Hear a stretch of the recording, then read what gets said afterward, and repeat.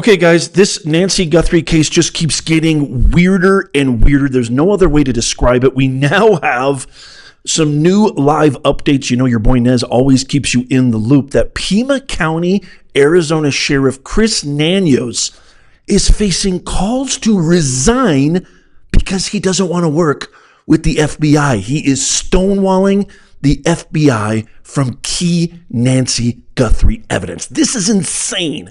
I want to share this quick clip right here, but come on back because we have new video of another suspect, plus the other suspect that we shared with you yesterday, and a whole lot more. But first, watch this. And according to our sources, Jesse, what has happened here is the FBI wanted to send DNA and a glove found inside the house to their lab at Quantico, Virginia for testing. The sheriff here, the Pima County Sheriff, insisted instead on sending it to a private lab that is based in Florida. Now, obviously, you would think that there is nowhere better in the country, never even in the world, than the FBI's lab in Quantico for that kind of testing. But I think the bigger headline than the infighting here, Jesse, is the fact that they found a glove inside the house. Now, we don't know, of course, at this point where that glove came from, but clearly they feel it was important enough to be sent away for testing along with DNA samples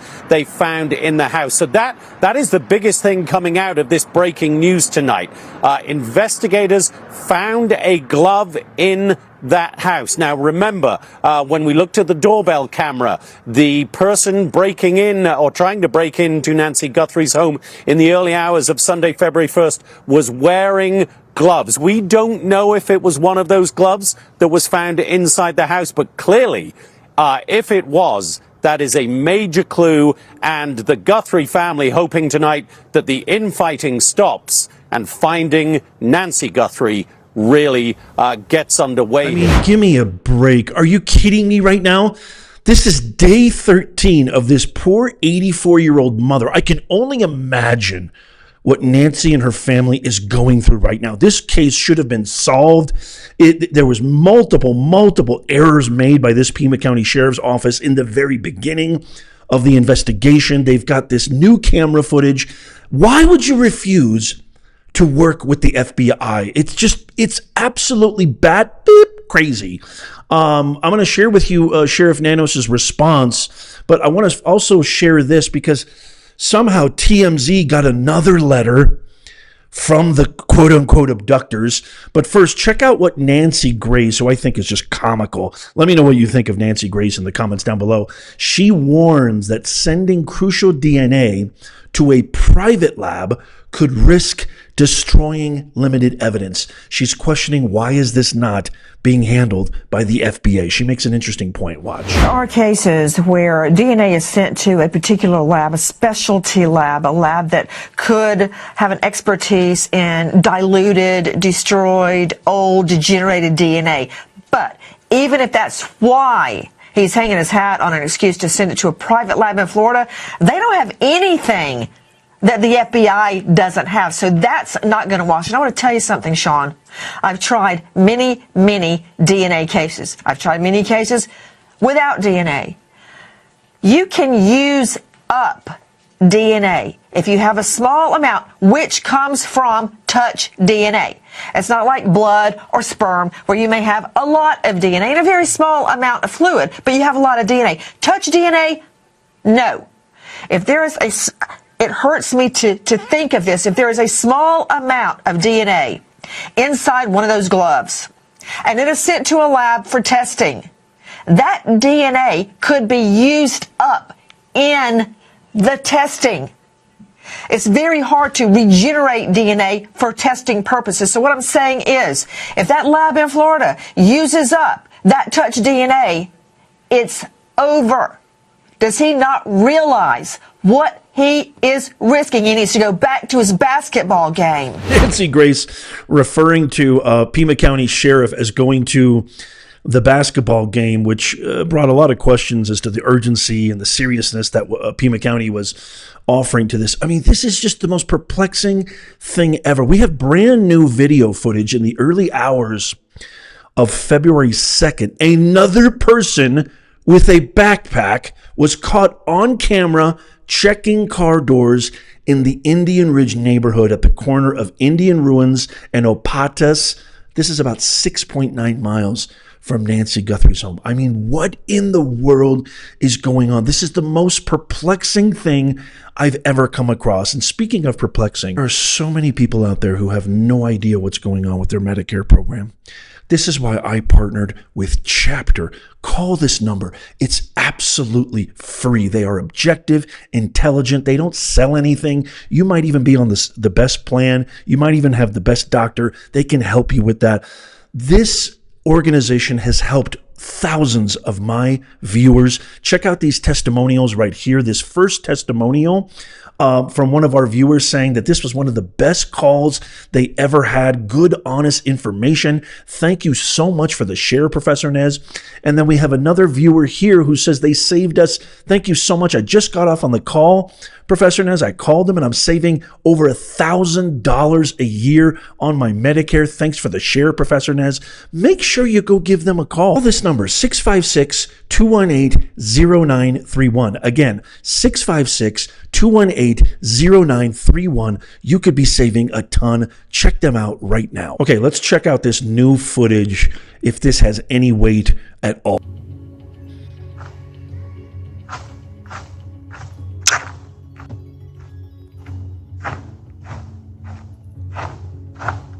Wearing a backpack, checking car doors. Looks like, is this like a ring of people? That doesn't look like the same person to me. Well, watch it again. Again, this is in the middle of the night. This is a 6.9 miles away from Nancy's home. I'm going to play the video, the quick video that I played yesterday with some commentary from Harvey Levin, but there's a similar garb, similar attire. What is going on in Arizona, man?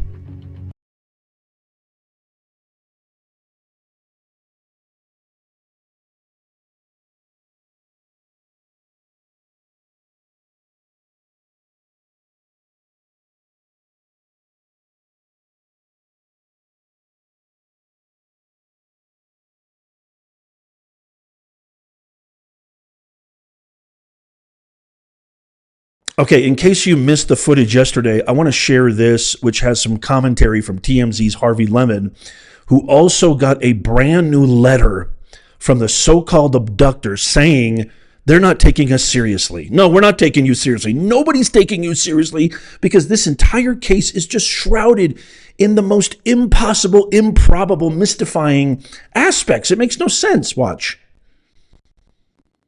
So there's this guy right here who, again, backpack, that gray kind of jacket, sweater, attire, similar build, but not the same build as the guy before.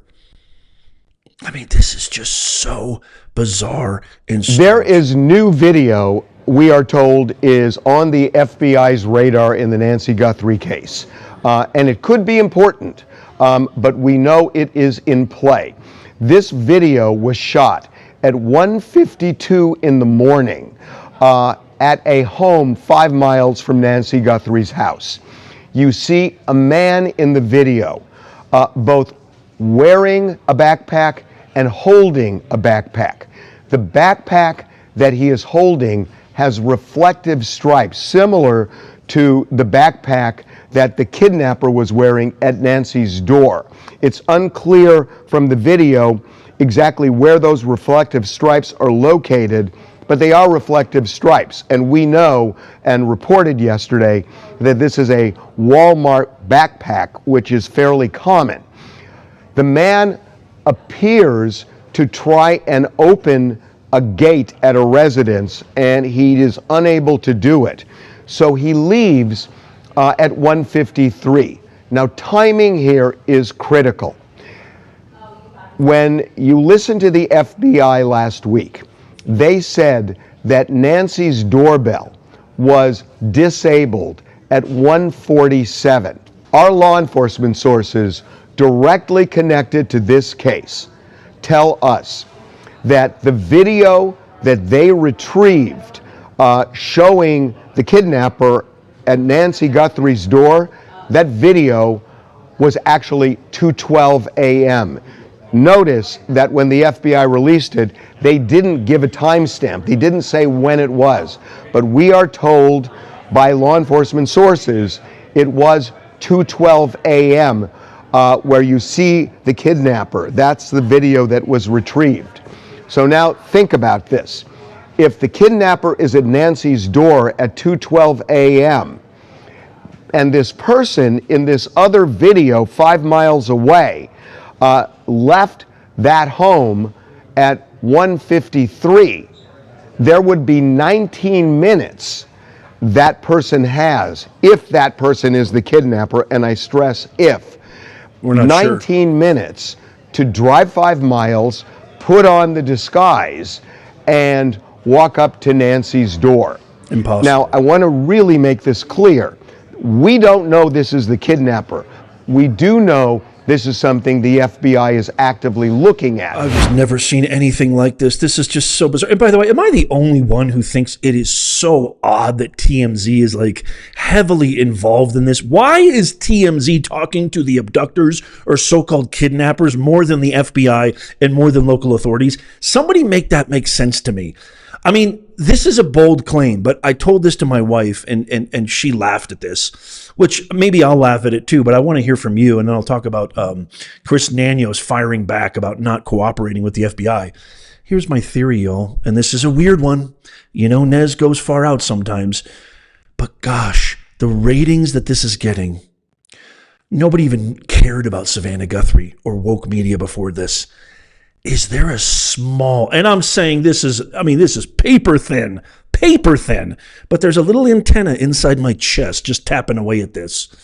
Is there a possibility that this is all one gigantic hoax? Is there a possibility that this may have even been concocted by Savannah Guthrie in some way, shape, or form? Call me crazy. It's very, very paper thin. I give it maybe a 3 to 5% probability. I'm just throwing it out there. Let me know what you think in the comments down below. So, Pima County Sheriff Chris Nanios fires back, says it's not even close to the truth. He says, actually, the FBI just wanted to send the 1 or 2 they found by the crime scene closest to it, mile and a half. I said, no, why do that? Let's just send them all to where the DNA exists. All the profiles and the markers, they agreed it makes sense. So he said the gloves discovered may not be as important to the case, which makes no sense to me. He says, we don't even know the true value of these gloves. He said, noting there were quite a number of them. He said the FBI asked Pima County, this is an anonymous law enforcement source, says the FBI asked Pima County Sheriff for physical evidence in the case, including a glove and DNA from the home of 84-year-old Nancy Guthrie to be processed at the FBI's National Crime Laboratory in Quantico, Virginia, which Nancy Grace says that's the place to go. But Nanios has insisted instead on using a private lab in Florida. Why would there be some kind of a disagreement in that? Here's that white tent where I'm assuming this was to shroud from the media so that they could retrieve this DNA. Pima County Sheriff's Department has spent approximately $200,000 on evidence. Nanios told KVOA, a local station, when this is all done with, offer your critiques all you want, but right now we have work to do. One ex-FBI agent says it's very worrying that there's now a doubled cash offer. So it was $50,000. And now there is a staggering $100,000 cash reward being offered. The FBI doubled its initial cash reward. So retired FBI agent Jennifer Coffindaffer, I'm probably mispronouncing that, I apologize, says, when I see the FBI is offering more money for information, that tells me that the FBI doesn't have the information. Interesting. When you see a case quiet where there's no big amount of money offered, that means they are running leads. They really don't need the public's help. You will very seldom see, she says, these big reward amounts in comparison to the number of cases the FBI has. It's because they don't want to get everybody coming out of the woodwork. Nearly 20,000 tips have poured in, 4,000 calls. Guthrie's neighbors have been asked to hand over personal security footage. And so this is really, really interesting. Ex-FBI agent. And then lastly, DNA splatter reveals Nancy Guthrie was bleeding from either the hands or the face. So there's a key piece of evidence where forensic pathologist Dr. Michael Baden told Fox News Nancy Guthrie is bleeding from some area, either the hands or the face. The nature of the blood spots with little pale centers or donut shapes are typical for drops that come from the nose or mouth, but because they're mixed with air. That means she's coughing up blood or dripping from the nose. Otherwise, there would be a dripping from a cut from above, possibly from the hands or the face. So here's the actual footage of that right there. This is interesting, like blood splatter, having PTSD from the whole Stairs drama with that famous author whose name, there's a whole series on it, The Stairs, and then the OJ case. Blood spatter is fascinating to me. This is just so strange. All this case just keeps getting more and more mystifying. What the world is going on? Now there's infighting. They've doubled the cash reward.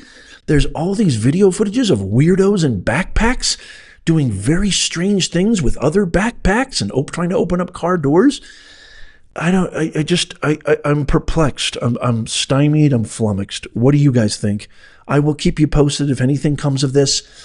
What do you think of the new video footage? Is that important? Is that not important? Is the guy with the backpack important? I can't wait to hear your comments down below. Please tap that thumbs up. Tap my face right here to subscribe and follow. It doesn't cost you a thing. Turn the bell icon on and all notifications. And as always, may God bless you and may God bless the USA and all who defend her. I'll see you soon.